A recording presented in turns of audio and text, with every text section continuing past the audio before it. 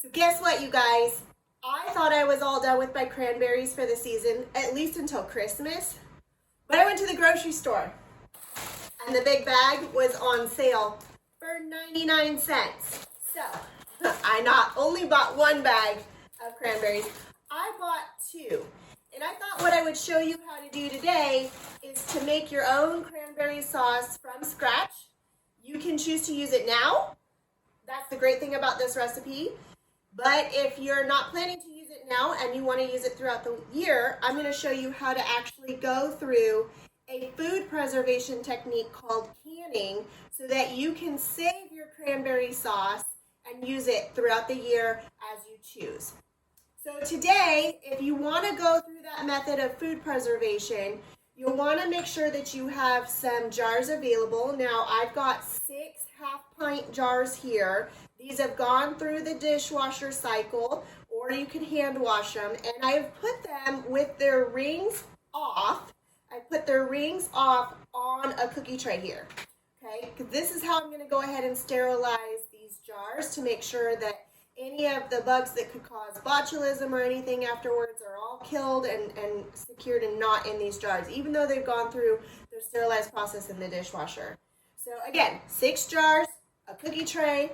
You want to have 6 rings, and then set aside, not on your cookie tray, you want to have 6 brand new unused lids that can be part of the sealing process for these jars later. Okay? For now, these jars go into the oven. My oven is preheated to 225 degrees, and I'm going to keep them in the oven for at least 25 minutes. I want to get them good and hot and make sure that heat process kills anything that could be present that my eyes can't see. So we're going to stick these on in.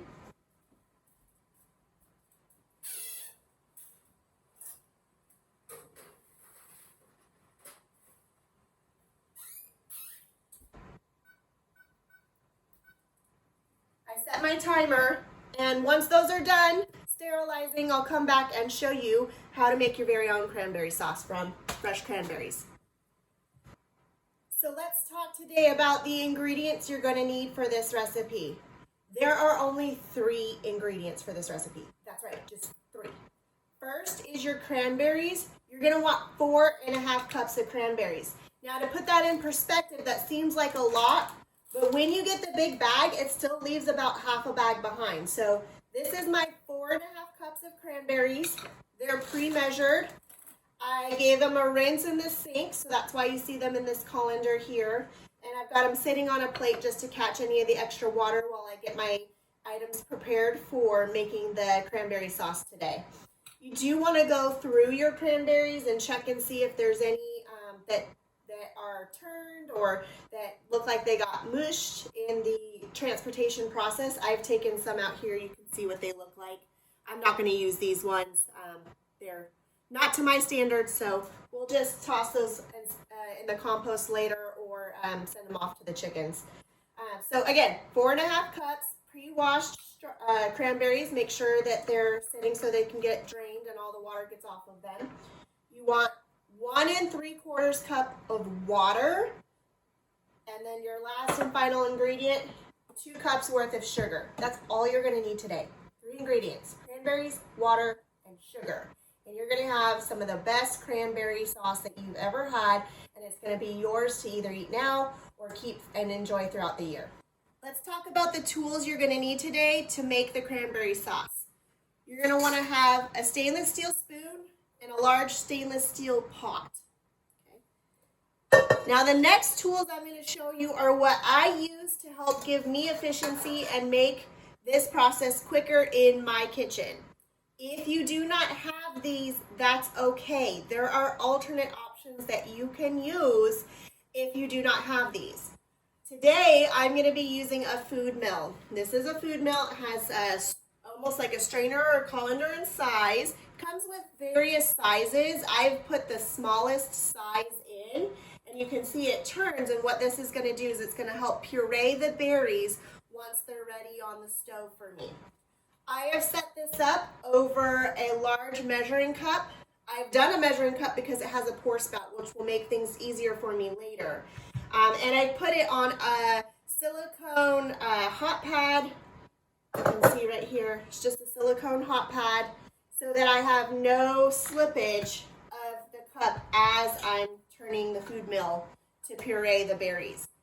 If you do not have this, that's okay. You can simply use the colander that your berries were washed in. You can simply use the colander and a spoon and mash it through to get the puree through so that you're taking off the skins and the seeds from the berries. All right. Last but not least, because I will be preserving this sauce for the rest of the year, I have an electric water bath canner. Basically a big pot that you can put on the stove. Mine is electric, so I can actually plug it into the wall and have the water heat without me having to look on the stove. Now, this is made by Ball. I am not paid by Ball. I am not a Ball spokesperson, but this is hands down one of the most efficient tools I have when it comes to doing canning and food preservation through a canning preservation technique. It has saved me so much time and energy. If you have the opportunity to go out and get one, I would highly recommend it. But like I said, you don't need it to do food preservation. You can simply use a tall pot with a lot of water on the stovetop and have the same yield and the same results. It just takes a little bit more of your time and your attention to the process. So those are the tools we're going to be using today. And I will walk you through how to make this cranberry sauce step by step. To start this recipe, you're going to put your pot on your stovetop. To that, add your 1 3/4 cup of water. Add your 4 1/2 cups of pre-washed cranberries. And turn the heat on to about medium high. And you're going to sit and watch this mixture. Now, as it heats up, the cranberries are going to pop. What that means is they're going to start to split, and you're going to see them open up, and they'll start to release their pectin and their juices into this water mixture. So I want to show you guys all what I mean about cranberries popping. As they pop, you'll hear a noise almost like popping popcorn, and then the berry itself will split. You can hopefully see that. It's got a nice split around it. And that's what you want to see on all your berries. So you're going to keep them in this pot, keep them heating in the boiling water until they all pop and split.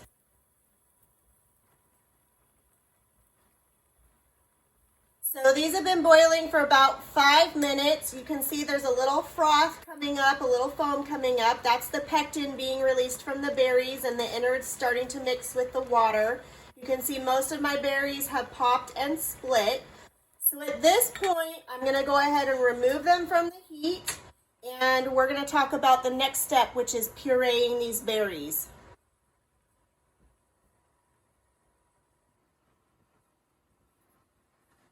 So I have removed the berries from the heat, and I'm going to work in batches to put the berries into the food mill using the same spoon I used to stir them with.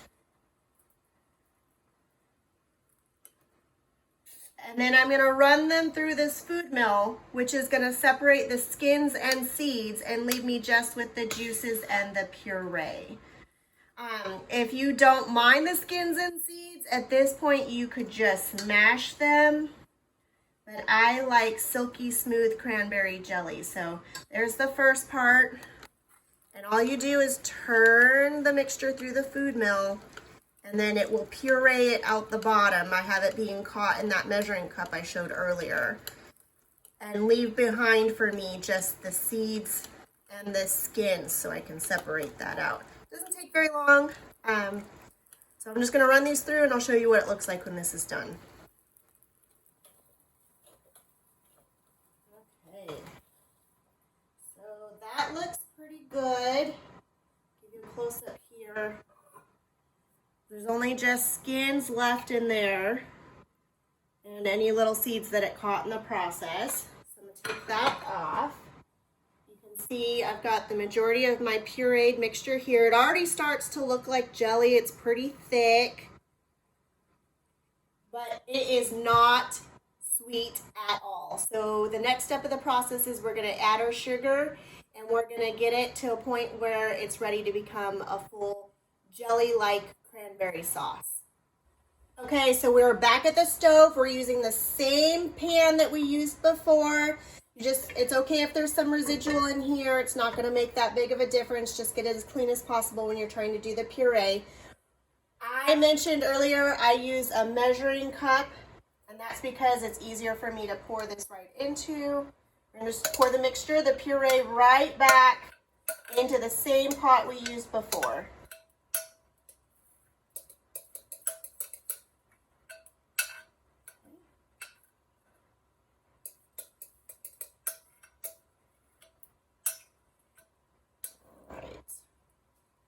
Okay. To this mixture, we're going to add our 2 cups of sugar. 1, 2. And then we're going to go ahead, turn the oven on. And at this point, you only want to keep it at about a medium to medium-high heat. I'm going to stir in the sugar. We're going to bring this to a boil. Once it starts boiling, you only need to boil it for about 1 minute. I wouldn't suggest boiling it any longer than that, because at that point it's thick enough to become a jelly and the sugar has been incorporated. Now, while I'm waiting for that to boil, I have taken my canning jar lids and I put them in a pot with some water. I'm also going to put those on the stovetop because I want to get those going and get them under boiling water so that they also sterilize. Now remember, I did the jars and the rings in the oven at 225. The lids go on the stovetop in boiling water to sterilize, and you want to make sure they boil for about 15 minutes. Okay, so this is now at a rolling boil. That means that when I'm stirring it, the bubbles don't go away. So I'm going to set my timer for a minute and stir it constantly now while it's boiling.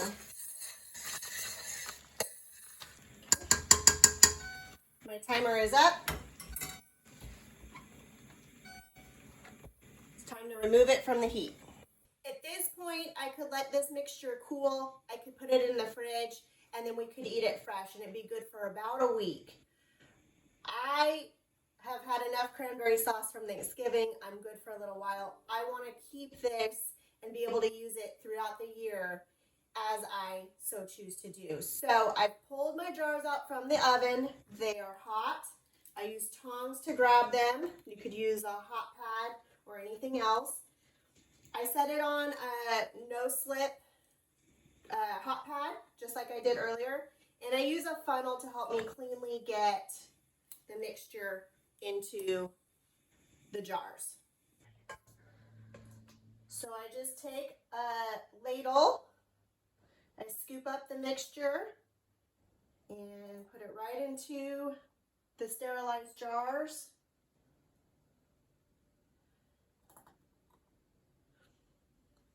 And you're going to leave about a 1/4 inch head space. Head space is just a fancy term for space from the top of the jar when you put your mixture in. So as I do that, I will watch lightly as the mixture goes in to make sure I leave about a 1/4 inch room to the top. Okay. Now, if you drip onto your rim like I've done here, you want to get a damp towel and clean off the rim of your jar so that it's nice and clean.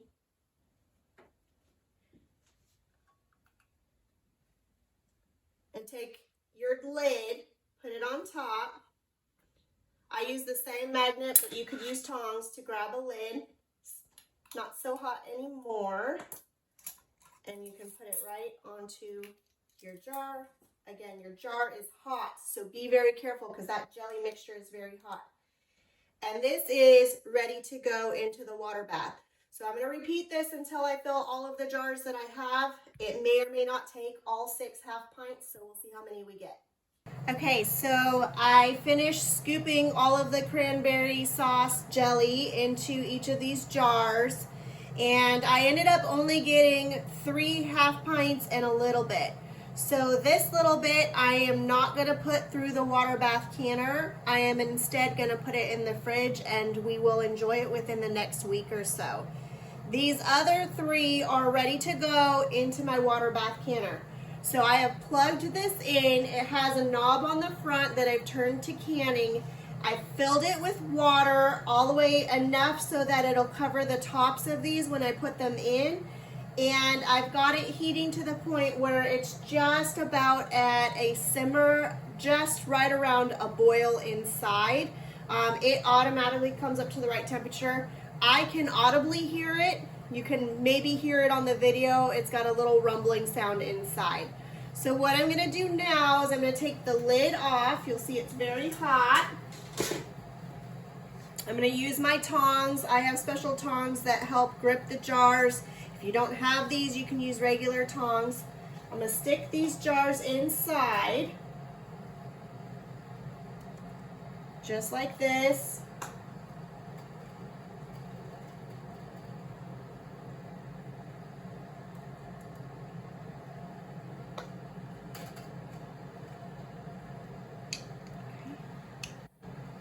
And this canner comes with another security lid you put on top of the jars inside once you put them in. That keeps them from bouncing and moving around. And they'll go in here for 15 minutes. And then after 15 minutes, I will take them out and we'll let them rest and cool and hope that the lid's fully secure and seal on them. And you can tell they'll pop, but you can also feel and see the bubble on the lid actually sink into and become level. So again, 15 minutes in the canner in the water bath, and we'll be ready to go.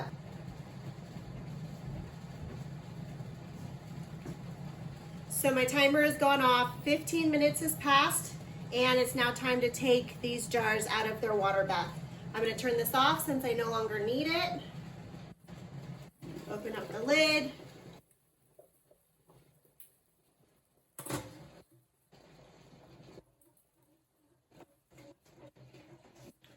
Take off the second layer.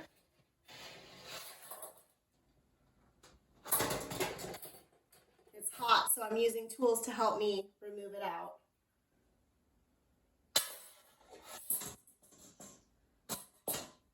I'll use the same tongs I did before.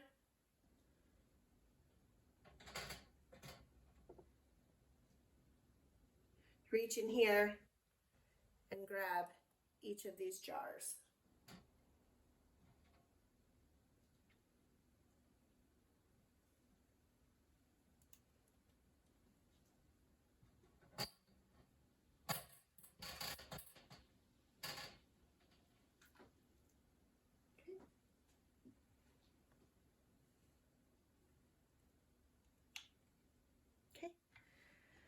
And then all that's left is I will let these sit for about 24 hours. In a few minutes, you'll start to hear a pop from each of the jars, and that is the main lid suctioning down to ensure that we get a proper seal on each of these jars of cranberry sauce. And they'll be ready to go. We can use them at any point within the next year, year and a half for them to remain fresh for us to use. And that's it. So I hope you enjoy making cranberry sauce. As you saw, I bought 2 big bags and I only used about half of one bag. So I'm going to have a couple more batches to do with the remainder of those cranberries. If you liked this video, if you learned something from it, please leave comments in the comments below. Please subscribe to the channel, and as new ideas and new recipes come up, I'll keep posting them to help you out in your kitchens. Thanks, everyone.